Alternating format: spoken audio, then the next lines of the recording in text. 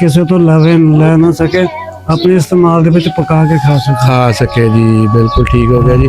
ਕਿਸਾਨ ਸੁਸਾਇਟੀ ਦੇ ਥਰੂ ਅਸੀਂ ਅੱਗੇ ਵੀ ਇੱਕ ਵੀਡੀਓ ਬਣਾਈ ਸੀ ਤੇ ਬੰਦਿਆਂ ਨੇ ਬਹੁਤ ਆਸਰਾ ਕੀਤਾ ਸੀ ਤੇ ਉਹ ਉਹਨਾਂ ਨਾਲ ਵੀ ਮੈਂ ਜਾ ਕੇ ਆਇਆ ਤੇ ਉਹਨਾਂ ਨੂੰ ਮੈਂ ਕਹਿ ਦਿੱਤਾ ਸੀ ਵੀ ਫਲਾਂ ਚੀਜ਼ਾਂ ਜਿਹੜੀਆਂ ਜਿਹੜਾ ਅਸੀਂ ਆਪਣੇ ਪੈਕੇਜ 'ਚ ਚੀਜ਼ਾਂ ਦੇਈਆਂ ਉਹ ਦੱਸਦੇ ਜਾਂਦੇ ਹਾਂ ਜੀ ਕਿ ਉਹਦੇ ਵਿੱਚ ਅਸੀਂ ਇੱਕ ਪਲੰਗ ਦੇਈਦਾ, ਬੈੱਡ ਤੇ ਇੱਕ ਪੇਟੀ, ਇੱਕ ਟਰੰਕ ਤੇ ਕੁਛ ਗਰਮੀਆਂ ਸਰਦੀਆਂ ਦੇ ਕੱਪੜੇ, ਇੱਕ ਪੱਖਾ, ਇੱਕ ਇਸਤਰੀ, ਇਸ ਤਰ੍ਹਾਂ ਦੀਆਂ ਚੀਜ਼ਾਂ ਜਿਹੜੀਆਂ ਨਾ ਅਸੀਂ ਕੋਸ਼ਿਸ਼ ਕਰਕੇ ਦੇਈਦੀਆਂ।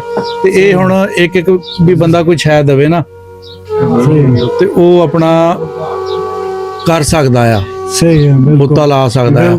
ਤੇ ਇਸ ਵੀਡੀਓ ਨੂੰ ਜਨਾਬ ਜੇ ਬੰਦਾ ਕੋਈ ਮਾਲੀ ਇਮਦਾਦ ਨਹੀਂ ਕਰ ਸਕਦਾ ਉਹ ਸਿਰਫ ਇੰਨਾ ਕੁ ਕਰ ਦੇਵੇ, ਇਸ ਵੀਡੀਓ ਨੂੰ ਸ਼ੇਅਰ ਜ਼ਰੂਰ ਕਰੇ ਤਾਂ ਕਿ ਇਹ ਵੀਡੀਓ ਉਹਨਾਂ ਲੋਕਾਂ ਤੱਕ ਪਹੁੰਚ ਜਾਣ ਜਿਹੜੇ ਲੋਕ ਕਿਸੇ ਗਰੀਬ ਦਾ ਭਲਾ ਕਰ ਸਕਦੇ ਆ। ਔਰ ਇਹਦੇ ਵਿੱਚ ਨੰਬਰ ਜਿਹੜਾ ਦਿੱਤਾ ਹੈ ਉਹ ਸਾਡਾ ਆਪਣਾ ਚੈਨਲ ਦਾ ਨੰਬਰ ਆ। ਇਸ ਤੋਂ ਬਾਅਦ ਕੋਈ ਕਮੈਂਟ ਵਿੱਚ ਨੰਬਰ ਕਰੇ ਜਾਂ ਉੱਪਰ ਟਾਈਟਲ 'ਚ ਨੰਬਰ ਲਿਖੇ, ਉਹ ਕਈ ਵਾਰੀ ਇਦਾਂ ਕਰਦੇ ਵੀ ਸਾਡੀਆਂ ਵੀਡੀਓ ਡਾਊਨਲੋਡ ਕਰਕੇ ਆਪਣੇ ਪੇਜਾਂ ਤੇ ਲਾ ਦਿੰਦੇ ਆ। ਉਹ ਅਸਲ ਦੇ ਵਿੱਚ ਫਿਰ ਉਹ ਹੱਕਦਾਰ ਦਾ ਹੱਕ ਮਾਰਦੇ ਆ। ਉਹ ਇੱਕ ਫੇਕ ਜਿਹੜਾ ਬੰਦੇ ਆ ਕੰਮ ਕਰਦੇ ਆ, ਜਾਲੀ ਕੰਮ ਕਰਦੇ ਆ, ਉਹ ਆਪਣੇ ਫਿਰ ਨੰਬਰ ਦੇ ਕੇ ਲੋਕਾਂ ਨੂੰ ਠੱਗਦੇ ਆ। ਇਸ ਕਰਕੇ ਸਾਡਾ ਨੰਬਰ ਸਿਰਫ ਔਰ ਸਿਰਫ ਵੀਡੀਓ ਦੇ ਵਿੱਚ ਹੀ ਚੱਲੇਗਾ ਜੀ।